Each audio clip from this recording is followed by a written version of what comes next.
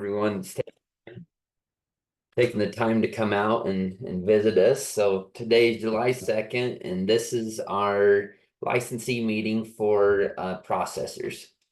Um, just so you guys know, if you want to reach out to other fellow processors to let them know about this meeting, we'd appreciate it. We'd like to get as many attendees on this as possible. Our next meeting or our next licensee meeting will be August 6th, and that will be for retailers. And our next processor licensee meeting will be September 3rd. And both of those will start at 1 o'clock, just like this one. So if you do have any questions or concerns, please let us know before those meetings and we can take care of it.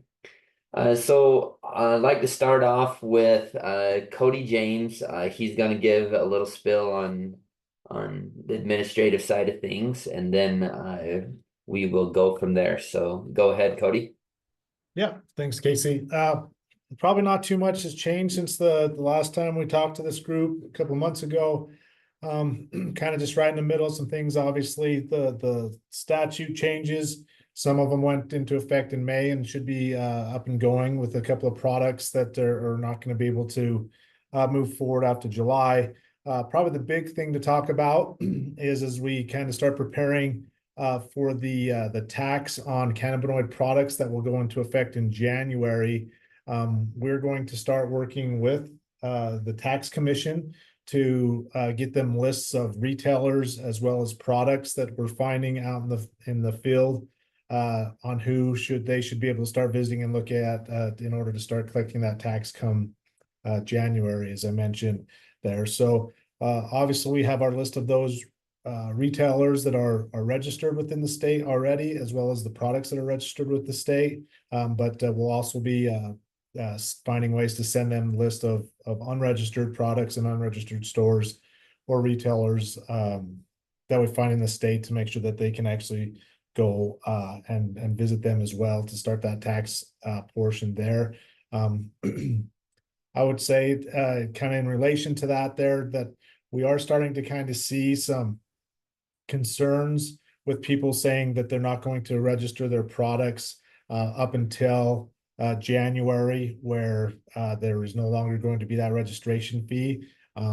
Just a reminder to everybody in the industry that products not supposed to be sold unless it is registered with the state. And so hopefully there's none of those types of products that are actually out in the state over these next 6 months as we move towards that type of thing. So unfortunately, the way the statute's written, we're not able to give any discounts or remove that fee, but it'll completely go away in January. So unfortunately, if you need to register products now, then it'll be a 6-month period of payment before it kind of goes into effect. But that being said, at least it'll be in a compliance situation there. So which is what we're looking for. Other than that, I don't see that there's been any other changes, at least policy-wise, since last time we talked, and we're just looking forward to those changes, hopefully making things better for the industry come January. Other than that, Casey, I think we're good. Awesome. Thank you, Cody. Appreciate that update.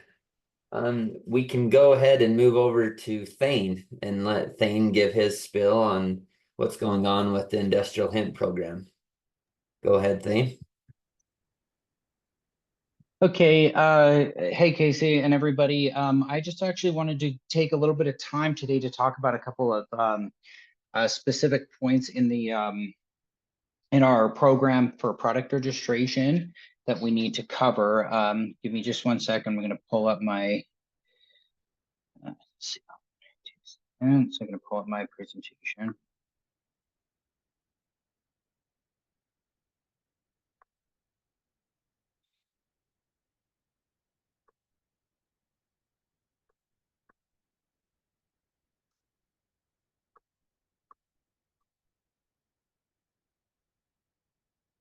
Okay, pardon me for my slowness.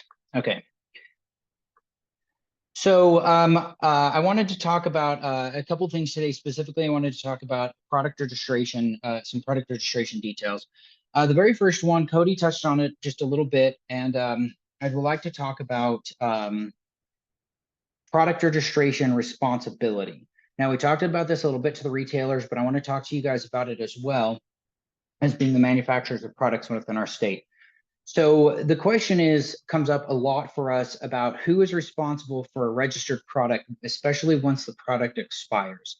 So in our rules, R6635-3 product registration, it specifies that each cannabinoid product that's distributed or available for distribution in Utah shall be officially registered annually with the department.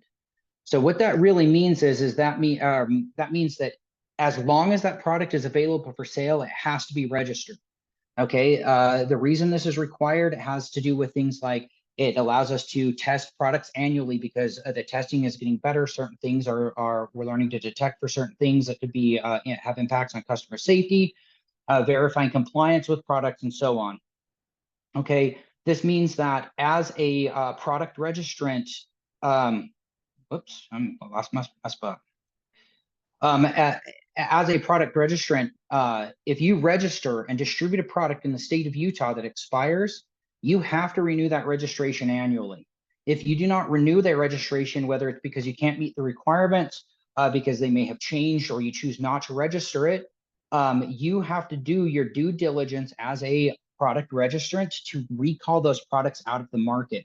You know, this is very, it can be thought of akin to, like I've told you guys before, registration isn't a set it and forget it kind of deal. It is an active thing that requires every year. If the product is not registered, i.e. it meets safety and testing requirements, it cannot be sold here. So as the registrant, you have to register it, or you have to do your due diligence. When we say due diligence, it is the manufacturer's responsibility to determine what that recall looks like. You have to tell us what you've done and show us with your records and so on how you have done your efforts to be able to pull that product out of the market to protect your customers, and the Utah state consumers. Okay. I very much like this, but you can't outsource your responsibility. We have seen this a few times where a manufacturer has made a product specifically for a retailer at their request, but the manufacturer registers the product and then chooses not to register the product, and then it turns into some argument about who is responsible for the product. If you register it, you have, if you are the registrant, you have to keep it registered as long as it's here. Okay. Now, if we find unregistered products in the market, it's not only that the retailer will be in violation and can be cited, because that is the case. The retailers have a responsibility of selling registered products. They are supposed to check the list. If the product is unregistered, they should not be selling it. But then we go up the chain. If we can show through records that we collect at the retailers that it was distributed in the state, and the distributor distributed it when it was unregistered, they could potentially be cited. But ultimately, the registrant, the person at the top of the chain, whoever registered that product, will be in violation and will be cited, whether they're in state or out of state. If you have a product out there that you've registered, once again, and it is going to expire, you need to get it out of the market. So keep track of your sales records and so on. And just like if we think about other products in around the country that the FDA regulates, if a recall is required to happen, those manufacturers can't say, I don't know who has my product. They have to be able to pull records and be able to figure out and do their best to be able to pull everything they can by reaching out to the distributors they sold it to and so on. And that's just part of the requirements of registering a product in the state of Utah. You just have to do it. The next part of the conversation I wanted to have has specifically to do with cannabinoids. Now, over the time of the product or time of the program, this has evolved greatly, and we have been looking at it specifically, and I want to make a clear designation and distinction about what is allowed and what is not allowed in our products as far as cannabinoids are concerned. So first, we're going to talk about, so we all know cannabinoids are these compounds that come from cannabis plants, but they specifically have to do with their structures. In the state law, when we talk about THC and THC analogs, the legal definition in the state law is a THC analog means something that is substantially or structurally, pharmacologically substantially similar to, or is represented to be similar to delta-9 THC. As you can see, our little table of molecules all over here, just some descriptions. All of these molecules are structurally similar to delta-9 THC. meaning that as far as the state law is concerned, this has nothing to do with conventions in the industry. It has nothing to do with what people will tell you about chemistry and naming conventions and so on. It comes down to this definition in the state law. That's what matters here, because the state is the one who regulates these products. So we further know that that is the way the state viewed it, as that all of these compounds, all cannabinoids, are considered THC analogs, because they also, in the product registration rule, or in, I'm sorry, in the law as far as product registration, they called out these 10 compounds that you see here: CBC, CBL, CBD, CBDV, CBE, CBG, CBGB, CBN, CBV, and THCV. The state specifically calls it out in law that these are not THC analogs. So they've excluded this list of analog compounds from the legal definition of THC analogs. That means everything else that is structurally similar to delta-9 THC, which is all cannabinoids, they cannot be, or they are considered analogs. So I'm going to get this put here on our website, and we're going to be sending it out to everybody as well. But this is a new thing that we've come up with. We call it this. It's the traffic light of cannabinoids, or stoplight system. This basically explains, this is to help you determine, if you're manufacturing products, what can and can't go on products. Okay, so first of all, over here on this side, we have our green light. These are non-THC cannabinoids. They're non-THC cannabinoids because the state law 441-102-22B specifically excluded them, and those are the ones I just went over. Those ones can go in a product in any amounts at this point. There's no law that says, or a rule or anything that limits the amount of these in your products. Okay, then we can move over to the yellow category. The yellow category are THC and THC analogs. They are allowed in our products, but they need to be, as the state law for 441-102-22A, all THC and THC analogs have to be below the combined 0.3% total.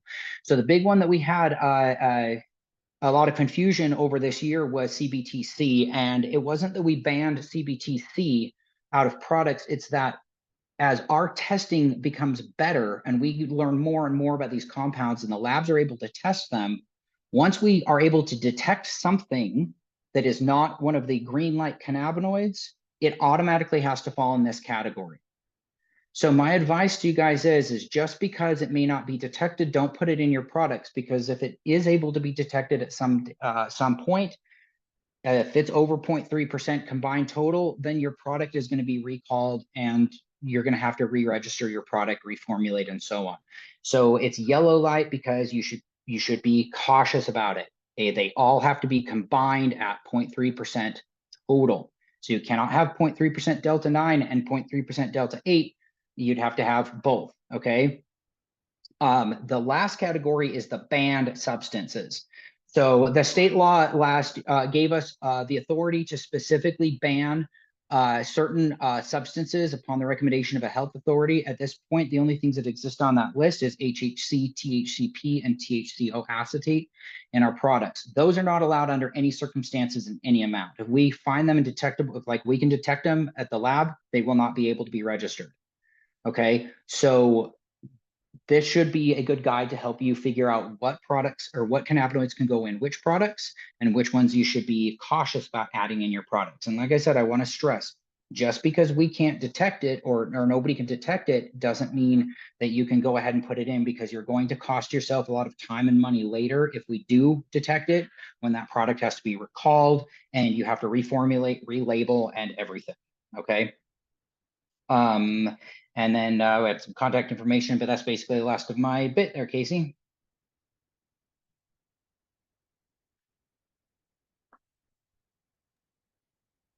Fantastic. Thank you, Thane, for doing that and putting that on.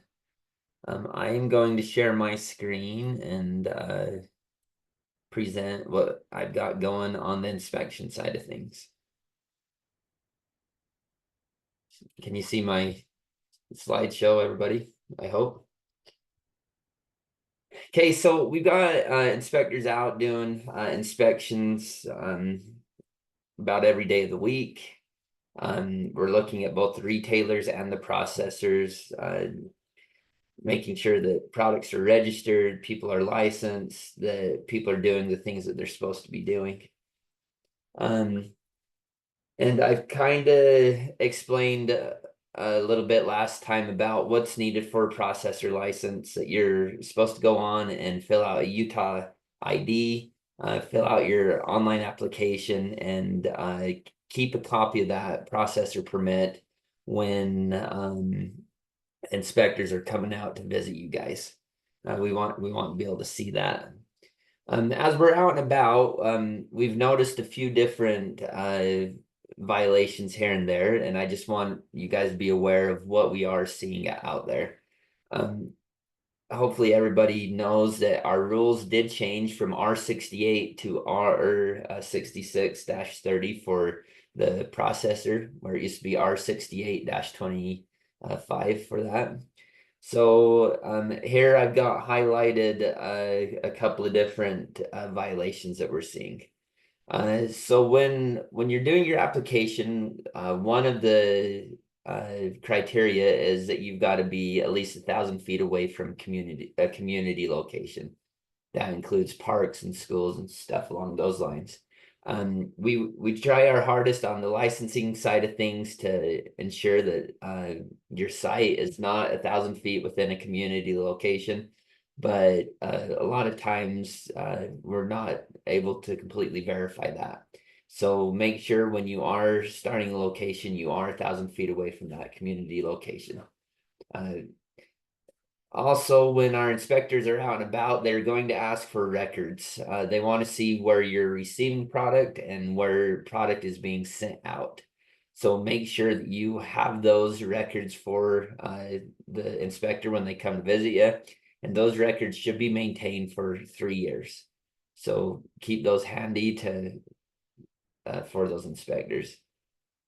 Another thing that we're finding out there is artificially derived cannabinoids. So make sure the cannabinoids you are putting in your products are approved with the department, and you're not putting any artificially derived cannabinoids without notifying the department and getting the approval if they're okay to put in there. Thane went over the cannabinoids that are and are not allowed, so that's a good resource to go back and look at. Also, just understand that if you are storing material, if you're distributing that out, you need to have a processor license. I know there are some people that don't think that they need that processor license. They're just a distribution center. That's why we've came up with the different tiers. And so there is a need to get that processor license. And the last requirement, or last little violation that we're finding out there is people violating the GMP requirements, or the good manufacturing practice requirements. So make sure you're going through that, you're reading up on what's required of you, because inspectors will be out looking to make sure your facilities are clean, that everything you're making is good for the end user and everything along those lines. So make sure that you're following all these rules that are found in R66-30. Common violations that we're finding at retailers when inspectors are out and about are unregistered products, label violations, and retailers without retail permits. So these are some things that you guys as processors can help with. The unregistered products portion, making sure that the products that you're sending to these retailers are registered by somebody, and that the retailer knows that when that registration will end, and if somebody's there to re-register those products. When products are sent to a retailer, make sure that the labels have been approved by UDAF, and they're the correct labels for that particular product.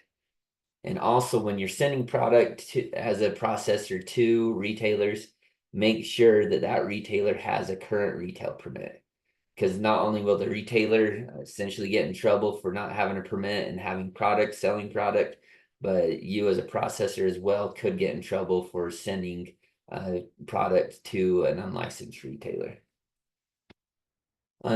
Just to go through a few more of just the forms that we give you guys when we're out and about are hold orders. So if you do receive a hold order, make sure you keep that material at your facility and you're not distributing that out until you have approval from UDAF or the inspector that has put that hold on you. I have noticed the last little while we have had quite a few hold orders that have been violated, and it's as simple as calling the inspector, having them understand what you're doing with your product, and having him sign off on that hold order to allow you to move that product from where it's at. If you do get a notice of non-compliance, just know that this is what the inspector has seen when he's out and about doing his inspection with you guys. That it is not a citation, but it could very well lead to a citation. So when you get that form from the inspector, that's what the notice of non-compliance is. And here's a few steps to go through if we do find unregistered product at your location. We'll allow you to register that product, send that back to the manufacturer, which is you guys, and it has to be done within 30 days of that inspection. Or after that 30 days, the inspector will come and you'll come up with a plan of destruction for that product.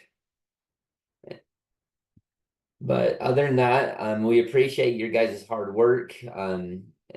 We appreciate everyone being so compliant and willing to allow us to come in to do our inspections. And we have a lot of good players in this game, and I just appreciate you guys doing your part to make our job easier. So other than that, that's all I have on my end of the inspection side of things. So now if I could get my computer to work again, I'll turn the time over to Brandy. Brandy, do you want to go ahead and talk about product registration? Hey everybody, so the product registration team wanted to take a few minutes and talk about the industrial hemp product testing.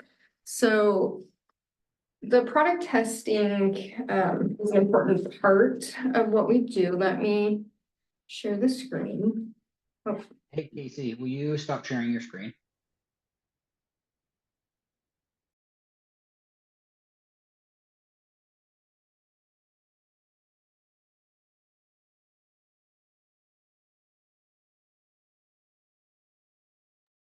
Thanks. Okay, you guys can go ahead.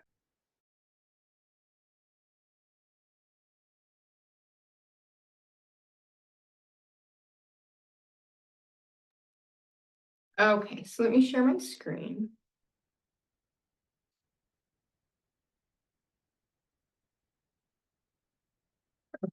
So this is a presentation for the industrial hemp products. 1 second here. Okay, there we go. Sorry about that. Okay, so a large part of how UDAF ensures the safety of the products available in the state of Utah is through the cannabinoid product testing. So for a lot of the people attending today and that will be watching, it's when you do your product registration, it's those tests that you submit, the potency profile, the solvents, the mycotoxins, the tests that really ensure that your products are safe for the citizens of Utah. The comprehensive testing of industrial hemp products serves to protect public health, ensure product safety and quality, and comply with regulatory standards. By testing for various contaminants, the hemp industry can provide safe, high-quality products to the market that benefits the consumers and the producers alike, right? You provide safe products that your citizens feel comfortable taking, and it helps move the industry along. It helps the citizens of Utah, and it's just a win-win for everybody, and it's the responsible thing to do. So it works twofold, and I think that we've talked about this before, but there's the administrative rules, which are, and as Casey said, the numbers have been changed up a little bit, but there's the R6631, which is the product testing, and I'll go through what is on that. and then the registration and labeling, and that can be found on our website. I'll also show you where to find that. So the authority to be able to say, hey, this is what needs to be done in order to provide a safe product that's beneficial for everybody. 441 gives rulemaking authority to UDAF to establish requirements and standards for licensure, compliance, and enforcement for processors, retailers, labs, and registered products. From that, UDAF has been designated by the Utah State Legislature as the department responsible for regulating the processing, testing, and distribution of hemp-based products. So we're given a set of guidelines, and we're able to take that and determine what would be the best route with the rules that were provided.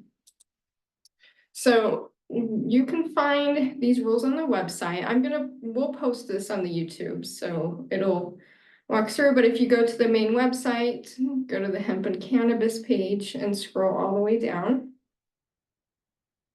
And then go to industrial hemp laws and rules, and that is updated. You will always find the current rules and regulations on that page. It's got everything that you need.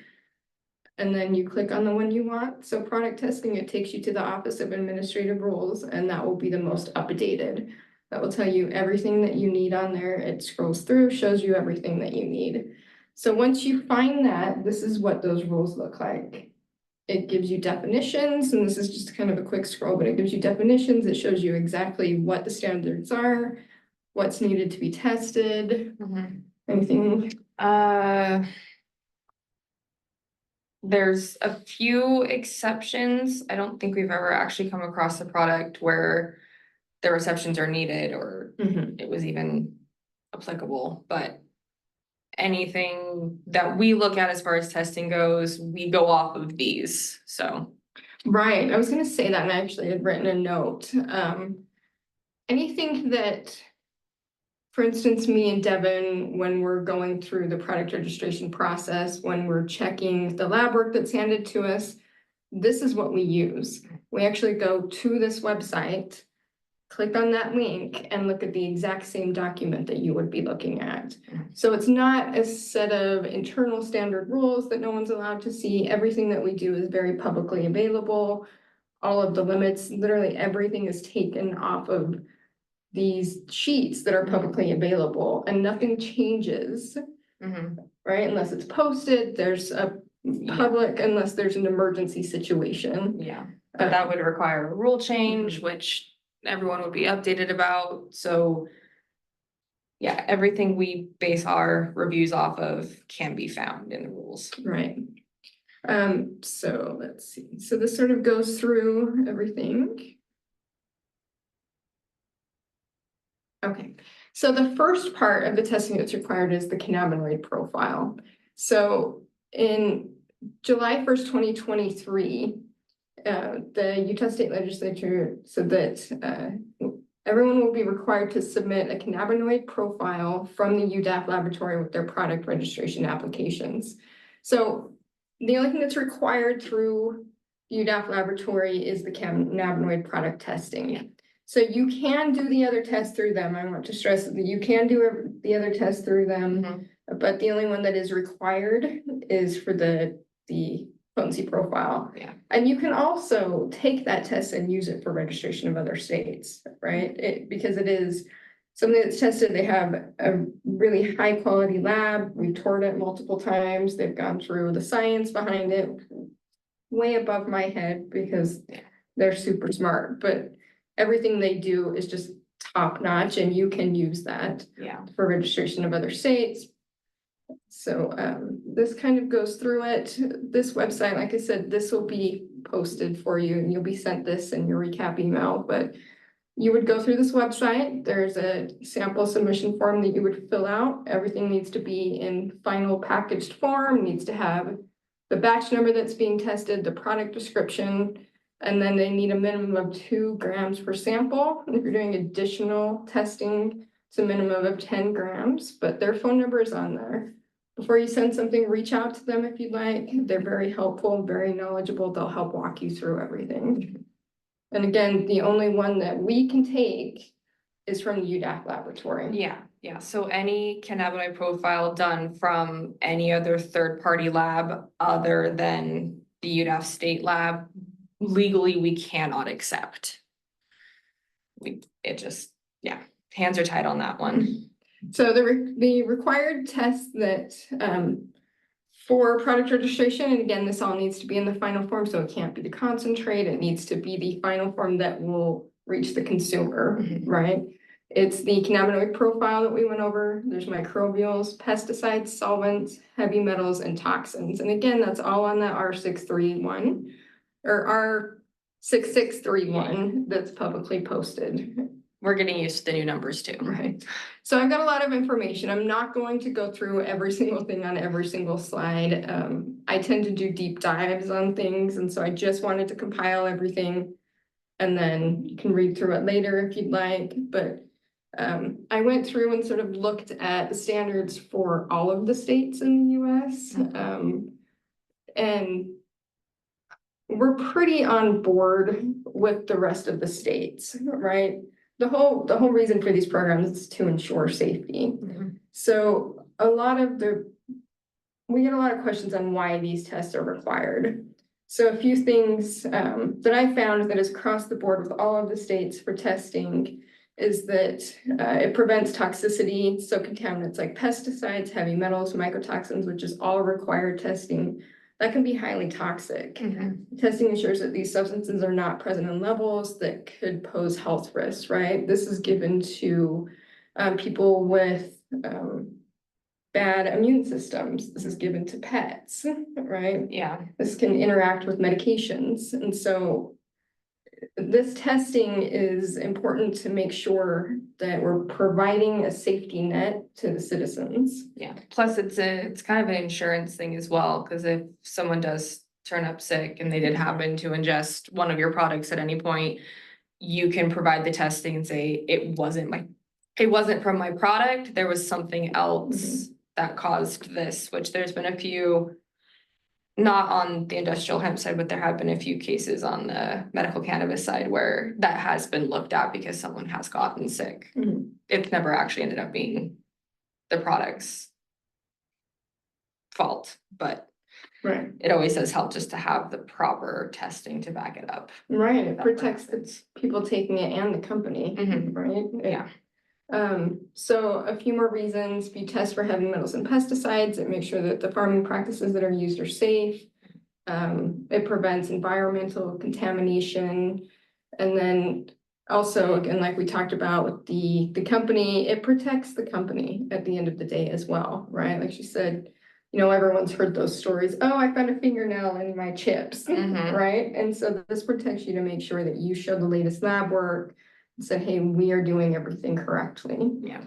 So the next few slides, I'm not going to go through everything, like I said, but I'm going to just hit some points. So these are the ones that are required: microbials. So harmful microorganisms like bacteria, molds, and yeast, they can cause infections, especially in immunocompromised individuals. So part of that testing is E. coli, Salmonella, Aspergillus, and those can lead to some serious health conditions. They can do respiratory infections, allergic reactions. A lot of people that take these products are fighting serious illnesses, and even the slightest bacteria can really cause issues. Yeah. And so this just makes sure that that is free from any kind of contamination.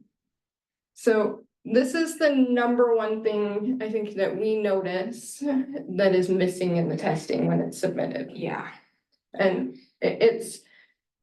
I think that understandably so, but the matrix can be disputed a little bit from people and say, no, I provided the microbials, but this goes down into an even further level. So there's different testing required for a concentrate, which would be like a vape, a wax, orally consumable products, and then transdermal products, which is your lotions, your patches, that sort of thing. So you really want to make sure that when you're doing your testing, that you're looking at this matrix on what kind of a product it is. If you have any questions, reach out to us. We're always available via email, via telephone. Everything is written out in your Ames application. It lists it out. And any lab that you choose to get these testings from should be able to provide you with the actual breakdown of what they will be testing for. Yes, yeah. So you can compare the two. Most labs in Utah do adhere to this just because it was easier to adapt to the state standards than it was to do an a la carte kind of situation. But they should be able to provide you with a comparison so you can double check this against them saying, oh, we're doing a full panel, and then it comes to us and you're missing half the stuff, and not your fault, it's not our fault. It's mostly just communication between those labs. But Yeah, absolutely. And I hate that because I know that it puts your timeline behind, and you gotta send more product out, and it's, yeah. And I've told people to download the administrative rules, send it to the lab that you work with, and make sure that they can do those panels. If they cannot do those panels, the state lab can do them, or look for a different, I mean, I hate to Yeah, put it third that way, party, but you yeah. have to, the excuse of, and I hate to say excuse, but the reasoning that they're not able to do those tests, the person that might get sick from that product doesn't care if the lab can provide those tests or not. All they know is that those tests need to be done. Yeah, and they are a legal requirement, because again, we cannot move forward with the product registration if that testing is not done. Right. So. Okay, so we also make sure that pesticides are tested for. Those can be very harmful if ingested, inhaled, or absorbed through the skin, can lead to serious health issues, including cancer, endocrine disruption, reproductive harm, neurotoxicity, and sensitive populations are especially vulnerable to pesticides. So this is one that you need to make sure that your lab provides that in-depth testing. It is the longest list, so I get why it would be tedious, but Brandy and I do go pesticide by pesticide when we compare it. We do check the limits. So that list is also in the rules. It's in a table, has the limits as well. So that's another thing you can send off to the lab to make sure they're actually testing for the pesticides you need them to test for. Yeah, absolutely. We go line by line and check it off as we check it. So there's also solvents. So solvents using the extraction and processing of hemp, they can be toxic, right? And those can also cause things like headaches, dizziness, respiratory issues, and it can cause a lot of health risks. And I think that some solvents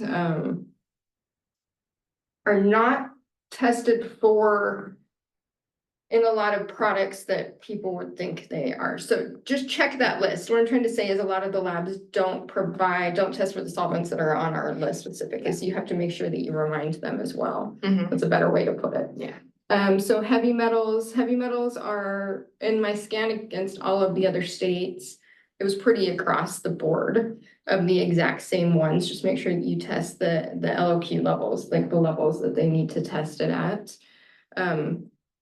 And then the last one is the mycotoxins. So mycotoxins can cause acute poisoning that can show in abdominal pain, vomiting, convulsions, and even death.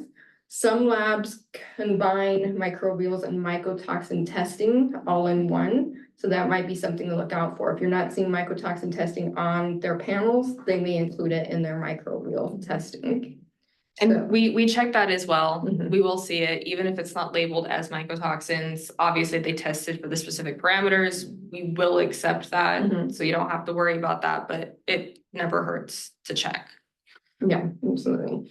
So one thing that I've noticed that we see quite a bit is that the batch and lot, so a batch/lot, which is defined in the administrative rules, the product is produced on a particular date and time. So one thing that we do see that we'll have to notify people is that we'll see one batch lot on a cannabinoid profile and then another batch lot on One of the third-party Mhm. testings. and we can't accept that, right? Because we need to know that that batch lot is clean from end to end.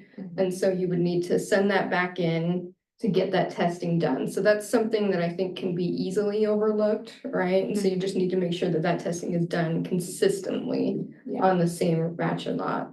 Also, these COAs need to be publicly posted. They need to be posted on your website. There is a rule that it has to be available via QR code or website. We do check those websites regularly. The compliance team is very good at what they do. And one of the parts of what they do is to check that those COAs are publicly posted. We check them when we do the registration, and then they check them on the back end when they do Retail inspections. when they do their retail inspections. So each of these requirements is in your Ames application. So Ames is the system that you use when you do your product registration. The person registering goes through and checks every single box that these are included. So you are guaranteeing when you do that application that those are required. Every single solvent is listed out on there. Every single pesticide is listed out on there. So if you don't have it, just know that that has been agreed to in the registration. We do check it and that will be sent back. We can't move forward without that testing.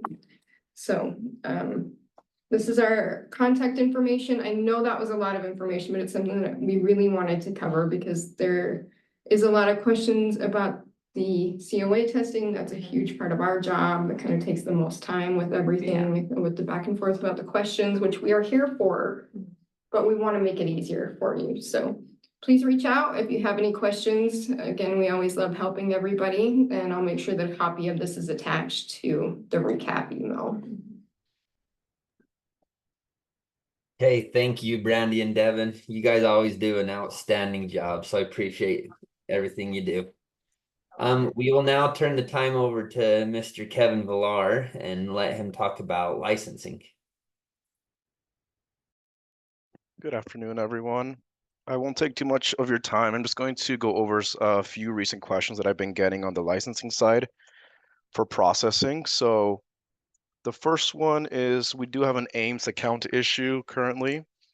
It's just a glitch that whenever we have a customer enter a new application or a renewal application, the account address might revert back to a version before we fix them, either manually or before you submitted a change request. And a lot of the times this will look like an incorrect city or zip code on your permit for the account. So yes, I've been receiving a lot of reports on this. So just let me know. Email me at hemp-licensing@utah.gov. You can just submit an application, and if it looks wrong while you're filling it out, I recommend just finishing the application and sending me an email, and I'll make sure that we fix it prior to issuing your license. But I just want to let you know that it is a current issue and we are working to fix it for now. The other one is address and tier activity changes. Just a reminder, if you move to a new location, you will need to apply for a new permit. And also if you change your tier, you'll need to apply separately for a new processing permit. And keep in mind that all the processor requirements will be the same for the new permit, and that includes a new GMP and a new blueprint.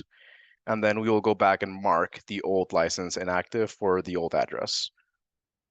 Besides address changes or tier categories, you can also submit a change request if you need to update information on staff changes, blueprints, contact information, or other standard operating procedures apart from tier activities. We did go over how to submit a change request previously in one of our meetings, but if you still have questions, please just send me an email and I'll be happy to help you with that. And then the other third big one that I've been getting recently is the hemp producer permit, which is in rules R68-39. And this is due to a recent legislative update that a hemp producer permit is required for hot hemp concentrate transportation. So that is the first part for the producer permit, but it also covers processors who are producing non-cannabinoid hemp products. And that includes, for example, fiber for textiles, rope, paper, hempcrete, or other building or fiber materials. But if you are processing cannabinoid hemp products, you still need to have a hemp processor license. So they are separate, and there's been some confusion on which license to apply for. So I just want to clear that up for you. But yes, as always, just continue to email me. Again, we apologize for the current licensing system issues, but please reach out and I'll be happy to fix those for you. Thank you.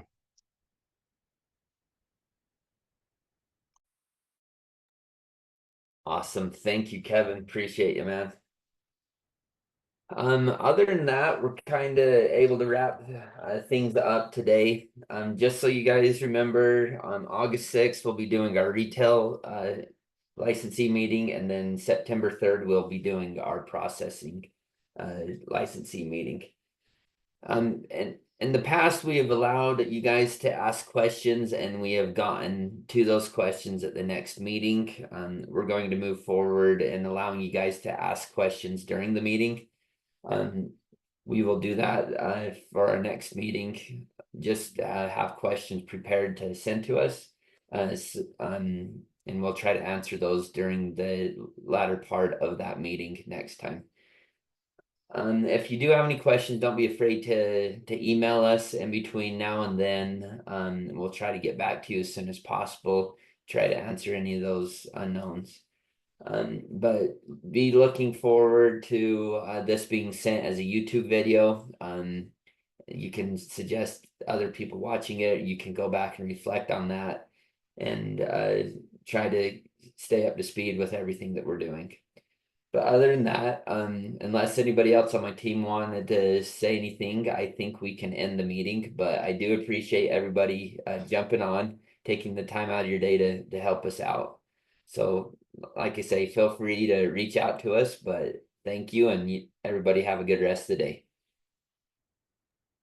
Thanks, everybody.